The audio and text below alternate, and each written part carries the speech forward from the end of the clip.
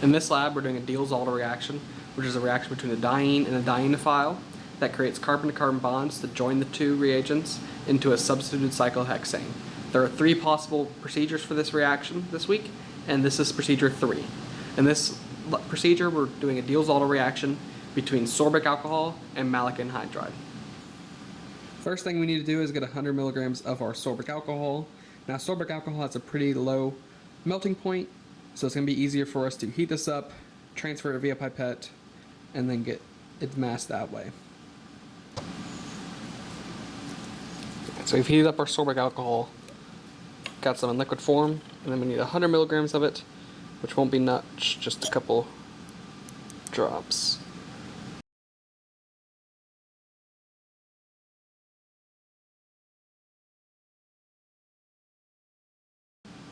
It's leveled out at 103 milligrams. Next, we need 1 mole equivalent of maleic anhydride, which will be, again, another 103 milligrams. Alright, so we got our maleic anhydride. We'll go ahead and get some pieces. It may be in some larger chunks, so you may need to break it up a little bit.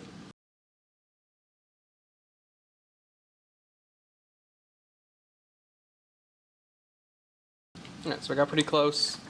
We'll let it settle down and get what it levels out at. Alright, so it's leveling out at 111 milligrams.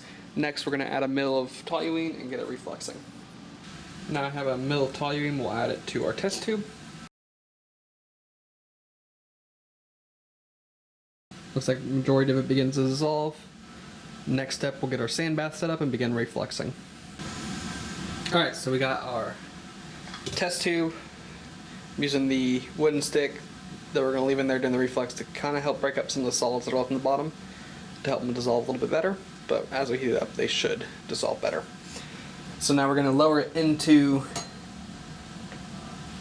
the sand. We'll heat up the sand, and once it starts refluxing, we'll heat for about 5 minutes. And you'll notice it start refluxing as you start to get condensate on the sides. And you want to keep the temperature down so that it doesn't go up too high, but you want your condensate about halfway up.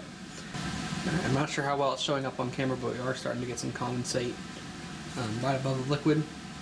So we're going to go ahead and start the 5-minute timer and let it reflux. Alright, so it's been about 5 minutes. We've taken out, removed our wooden stick, and we're going to let it cool to room temperature, and then we're going to put it in. Alright, so we have the formation of some solids on the edge here. Not really focusing very well.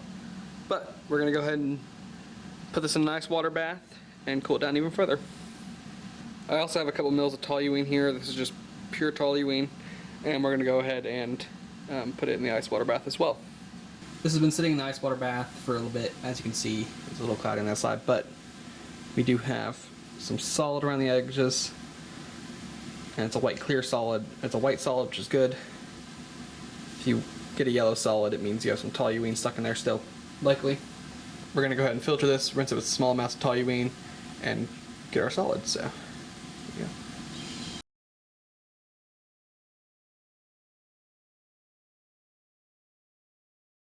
So now a lot of our solid is coming off the side, so we're going to go ahead and try and scrape it off and get it into the filter paper.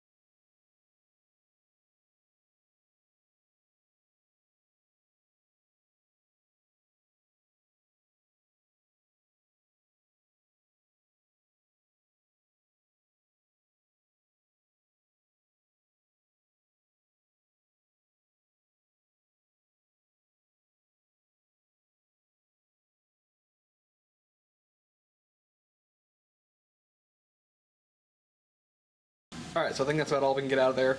I'm going to use a little bit of toluene to wash the rest on top, but then we're going to let it dry really well. Alright, so here is the product we scraped out of the test tube. It looks like a little may have still been in the DCM and crashed out, but because I'm not sure about the purity of some of that, I'm going to stick with just this, and we'll get a mass on it, and then take it over to the mass spec.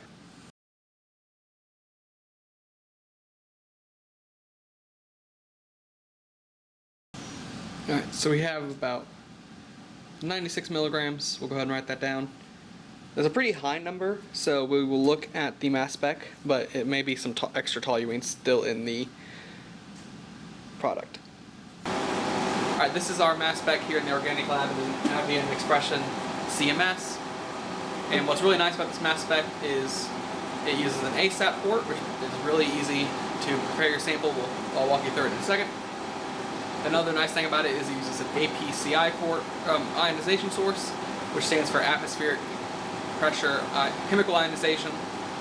And what that means is that all our ionization happens at atmospheric pressure, which means we don't have to pressurize our sample. And it's chemical ionization, which means we're adding a proton, so whatever mass we see at the end is going to be +1 to our mass of our actual product.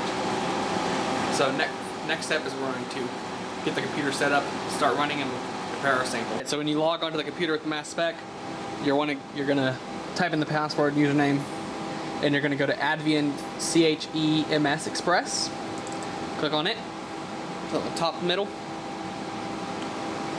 At this point, we're going to put in our username and password. It is taped onto the computer so you can log in. And as I said a second ago, we use an ASAP probe here. So we'll go ahead and click that, and it will pull up the settings. Alright, so first thing with the settings, we need to set it up. So up here it has compound ion type. We're going to set it for low temperature and low fragmentation. So what that means is it's going to not raise the temperature very high. It's going to keep everything at a lowish temperature compared to the high temperature. And we want low fragmentation. Low fragmentation means we're not going to be giving it as much energy, so it's not going to be breaking up as much as you would see normally in a mass spectra. So we're going to choose low temperature and low fragmentation.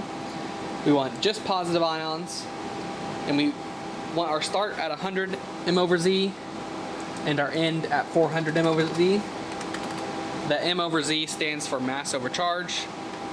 Because of all our ions will be a +1 charge, it'll just be equal to our mass. We can leave the runtime alone.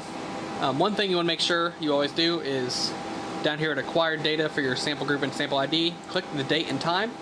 That will select a new date and time, and that's going to be the unique identifier for your mass spectra. So now that we got this ready, and down on the bottom left is a red sentence that says instrument state prevents acquisition.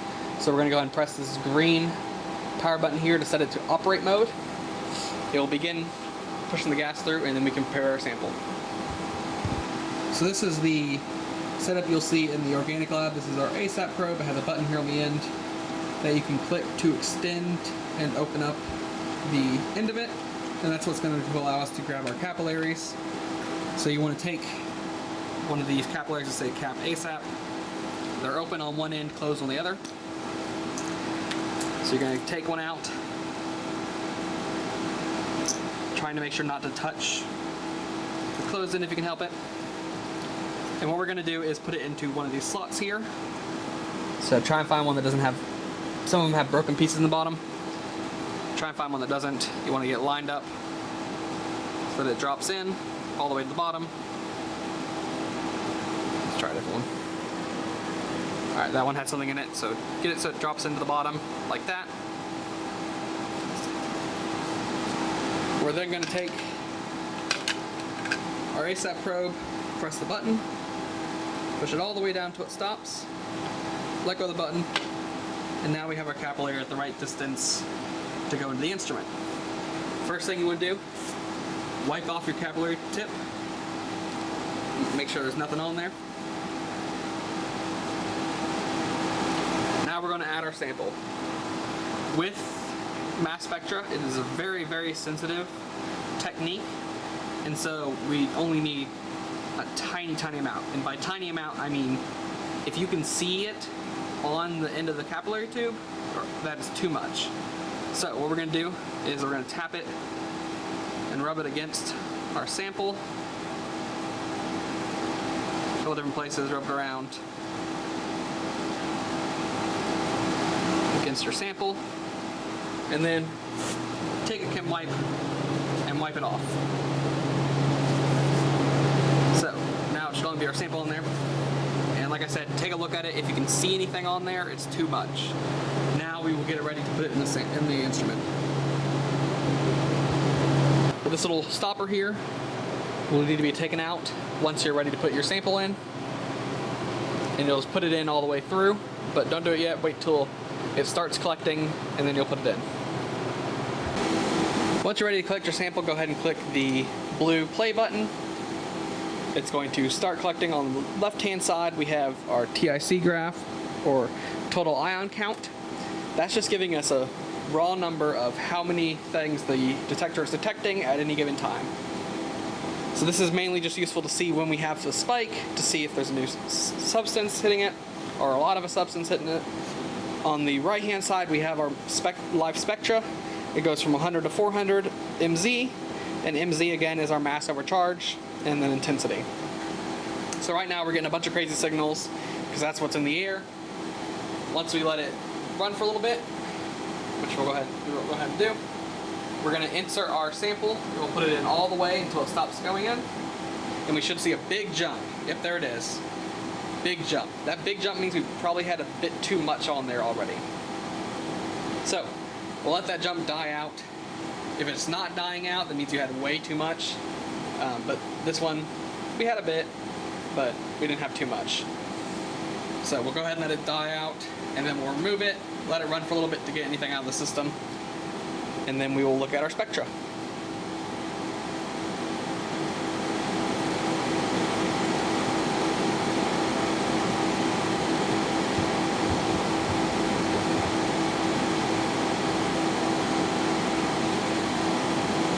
Alright, so starting to die out a little bit. We'll go ahead and take our sample out. We should see another drop in our TIC a little bit. And we'll let it run until it stabilizes back to where it was beforehand. With your capillary, once you're done with it, once you're done with your capillary, you can eject it by pressing the button down and putting the capillary tube in the beaker next to the holder. Alright, so it's leveled back out again. We'll go ahead and press the stop button. And then in the bottom left-hand corner, let me zoom out so you can see it, or bottom right-hand corner, there is a button that says Data Express. This is the software that's going to allow us to analyze our spectra. So we'll go ahead and open it in Data Express just by clicking. And here's our spectra. Now, again, what we have at the top is our TIC, our total ion count, and what we have at the bottom is our spectra. Now, the spectra right now is an average of what we had the entire time. So it has a lot of our background stuff. That 277 we saw a lot was background. That 203 was a lot in the background. So what we want to do is remove our background. And in order to do that, there's a button up here at the top middle that says background. We're going to click it, and you're going to drag to select your background. So underneath the line here, we'll start at 0. Drag and select a lot of this up until we get to our peak. And then underneath the peak, we're going to click again, drag and hold. This green area where my cursor is what we're going to be looking at in our spectra. So if we look down at our spectra at the bottom, we have a really big peak here at 197.1, and a really smaller peak, but still significant peak at 179.1. The largest peak in a mass spectra is called a base peak, and so in this case our base peak is 197.1. What also is occurring in this one is 197.1 is our molecular ion peak. So a molecular ion peak is your your sample without any fragmentation. In this case, the mass of our sample is 196, so we add a proton, we get 197, and that is our molecular ion peak. So our 179 is likely a fragment of our product. Our mass spectra is positive for our product. Now we're going to get it in a capillary tube, get a melting point. Make sure you don't use it all the first time in case you go over your melting point if you're ramping too fast. In this case, we're looking for a melting point about 151, 161. So I would recommend on your first try setting your plateau below that and then ramping once you get about 145 or so.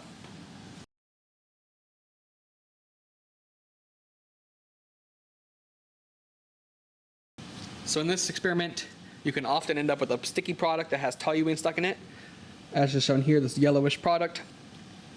What you're looking for is a dry white solid. So that's what we end up with in this video. If you have the yellow solid, this will be in the lab and you can use this procedure to try and get the toluene out of it. If you're unsuccessful, you can still analyze it, but it won't be as ideal and you may get some weird numbers based off the toluene in there. What I would recommend is when you're doing your reflux to go slowly. Don't crank the heat up all the way right at the beginning. Raise the temperature slowly. You don't want a lot of bubbling. You just want a slight bubbling every once in a while maybe. But you really want it just to reflux for 5 minutes, take it off, and let it slowly cool to room temperature. Don't put it straight in the ice bath. Let it slowly cool to room temperature, then put it in the ice bath. That's going to get you your best recrystallization, ideally without any of the toluene getting stuck inside of it.